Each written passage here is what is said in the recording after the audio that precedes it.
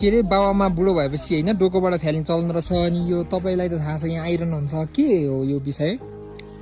यहाँ फ्याल्दैन हो यहाँ फ्याल्दैन गरिरहेको छ ए यो एरिया चाहिँ छुट्याइदिएकै छ हो यहाँ त्यो फ्याल्ने भनेर अस्ति भर्खर एउटा फ्यालिएको छ होइन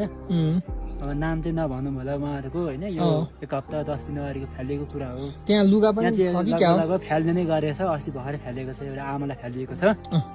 अनि यस्तो चाहिँ अब यो हटाउनै पर्छ भन्ने चाहिँ एउटा हाम्रो धारणा हो यो गाउँको बासिन्दाबाट अब के गरौँ के हुन्छ खोइ यहाँ हेरौँ ल हामी ऊ माथि उभो उता ढामतिर यात्रा गर्नुभएको पसै म हेर्छु हस् हस् हस् म हेर्छु है यहाँनिर लुगा फाटा पनि छ भन्नुहुन्छ तर म जान चाहिँ डर लागिरहेको ए हो त रहेछ त ओइ लुगा लुगा युज गर्ने लुगा यी डोको अनि माथिबाट चाहिँ भुत त फ्यालिदिने कुरा रहेछ अनि ओहो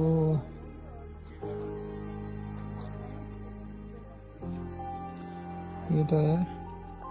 यो कुरीतिलाई त हटाउनु पर्ने देखियो त हौ होइन त यो कुरी यहीँबाट अनि यहीँबाट ठाउँ अन्तबाट मिल्दैन अरे फेरि यहीँबाट डोको हुत्ताइदिने अरे यहाँनिरबाट राखेर यहाँबाट हुत्ताइदिने जहाँ पुग्छन्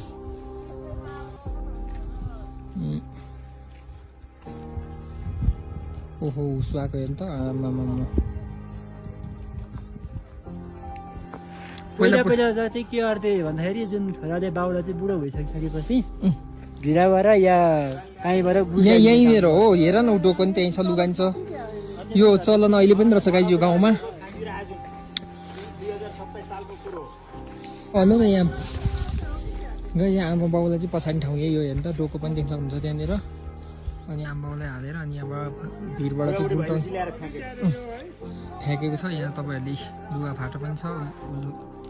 डोको पनि छ डोको लुगा फाटो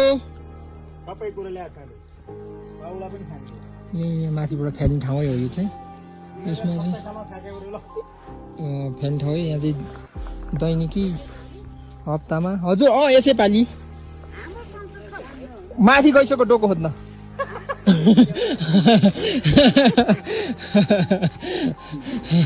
खोज्दैन